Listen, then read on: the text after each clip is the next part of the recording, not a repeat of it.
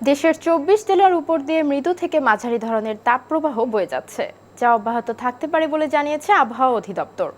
বুধবার ২৩ এপ্রিল সন্ধ্যা ৬টা থেকে পরবর্তী ১২০ ঘন্টার পূর্বাভাসে এই তথ্য জানানো হয়। এছাড়া বৃষ্টির পূর্বাভাস রয়েছে সিলেট, ঢাকা, ময়মনসিংহ ও চট্টগ্রাম বিভাগের দু এক জায়গায়। প্রতিমা সরকারের ডেস্ক রিপোর্ট। দেশের ২৪ জেলার ওপর দিয়ে মৃদু থেকে মাঝারি ধরনের তাপমাত্রা বয়ে যাচ্ছে এবং তা অব্যাহত থাকতে পারে বলে জানিয়েছে আবহাওয়া অধিদপ্তর।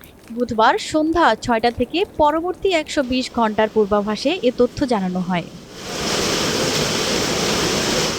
আবহাওয়া বিজ্ঞপ্তিতে বলা হয়, বুধবার সন্ধ্যা ৬টা থেকে পরবর্তী ২৪ ঘন্টা সিলেট বিভাগের কিছু কিছু জায়গায় এবং ঢাকা, ময়মনসিংহ ও চট্টগ্রাম বিভাগের দুই এক জায়গায় অস্থায়ীভাবে দমকা হাওয়া সহ বিদ্যুৎ চমকানো অথবা বৃষ্টি বা বজ্রসহ বৃষ্টি হতে পারে।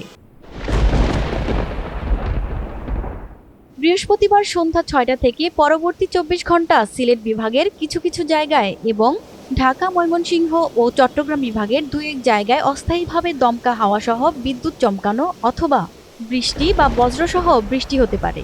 এছাড়া দেশের অন্যান্য জায়গায় অস্থায়ীভাবে আংশিক মেঘলা আকাশ সহ আবহাওয়া শুষ্ক থাকতে পারে।